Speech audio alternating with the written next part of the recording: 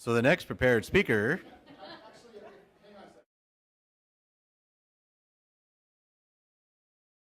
I am unique because of the way I wear my hair and the clothes in which I pose. I am unique because of the way I walk and talk and stand. I am unique because I choose to be and because it was my destiny. Back up. I know the question is, why is my business unique? So to answer that question, I must start with a story from my childhood. My maternal great-grandmother, Harriet Bynum, was the matriarch of 5 generations, and she chose me as one she thought would make a significant difference in the lives of many. That was a lot to take in. That was very challenging for me as I was growing up. But I knew there was something that I needed to do to fulfill that vision. And by the time she transitioned from this lifetime to whatever is next, I was already hardwired to be a lifelong student, a teacher, and a health and wellness practitioner of some kind. Today I am a coach and a counselor and a cheerleader for people willing to invest in their mental and emotional well-being. I am a licensed marriage and family therapist, and I provide services as a wisdom coach. As a wisdom coach, I approach the contemporary challenges of my clients, often rooted in the unfinished business of the past, with both ancient and modern interventions. As the visionary and owner of Step Into It Healing Arts Oasis, I have blended the formal training of a psychotherapist with the teachings of my African, Native American, and European American roots. You see, Harriet was Choctaw Indian and European American. I don't know exactly where my European great-great-grandfather was born, but the union was forced upon my Choctaw ancestor.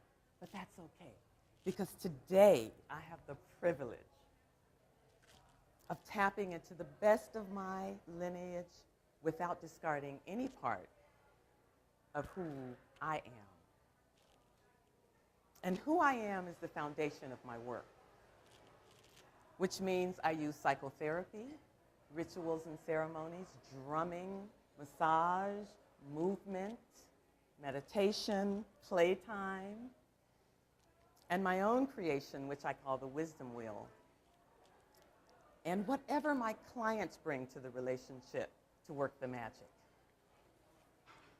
I use the elements that I just mentioned because over the years, I couldn't find a model to really help my clients with what they needed and deserved.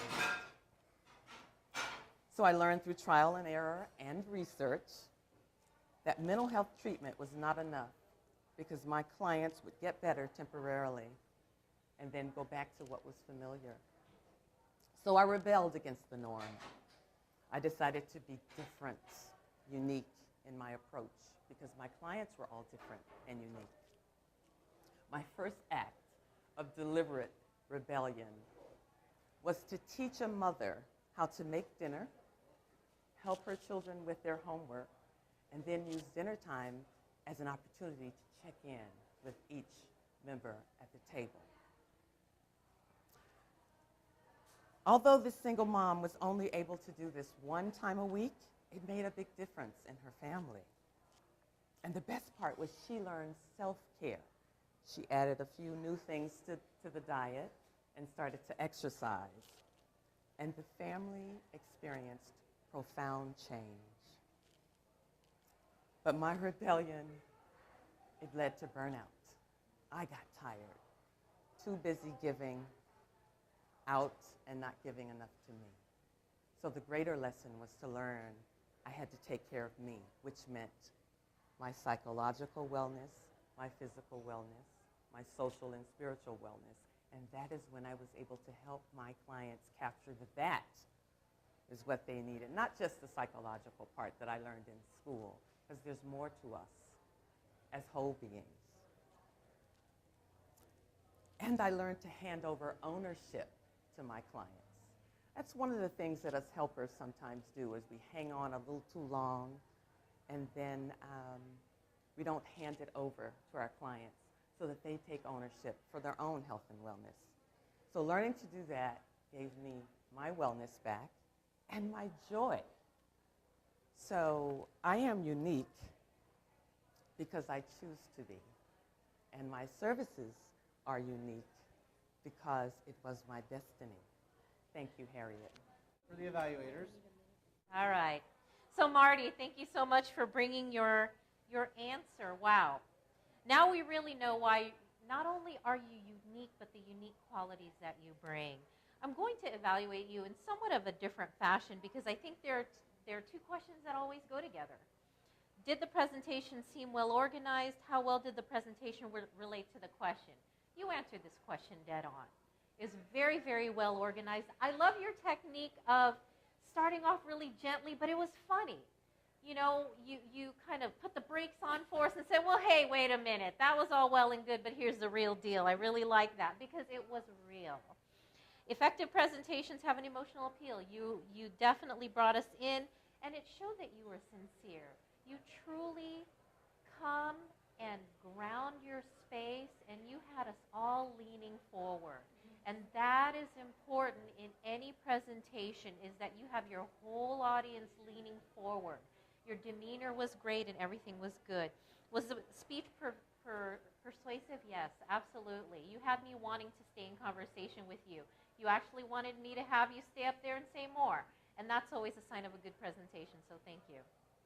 Well, what do I say after all the evaluation? And Jane, I mean, it was great. I don't know what I can possibly add. Was it well organized? Obviously. I mean, the way you started with why you were unique, the way you did those questions, and then told a story, and then went into what you did. And everything you said was just demonstrated by your demeanor. So, wonderful presentation that way. Effective presentations have an emotional appeal, obviously, because it was your life. You know, you live what you're talking about, and so that just exudes from your personality. So, very much an emotional appeal. How well did the presentation relate to the question asked? You demonstrated why you're unique. It was illustrated right there beside what you said. So, very well. Was the speaker's presentation sincere? Everything you said, the way you said it, was obvious that it was sincere. Again, it was your life. It is your life. It's what you do. It's what you live. Was the speech persuasive? Obviously, for all those reasons. Very persuasive. You are persuasive. Who you are is obvious in that. And so what you say is people receiving you is how they receive the speech. So, very persuasive. Good job. Thank you, David. Now, I think that one of the things that is shown by what Marty did is that she can take all of that she took this time to organize in that speech, and that might even become part of the way that she communicates. It's probably partly how you do communicate with people anyway. You tell a story, but it was so succinct and so, focused that literally, if somebody asked you that question, you could actually. I say that a minute is kind of a long time, or 2 minutes is a long time. You could probably do that. I bet you the person sitting across from you would listen to the whole thing. They would just listen to the whole thing because it was so well done, and I think that it's exactly what we're looking for. It was fantastic.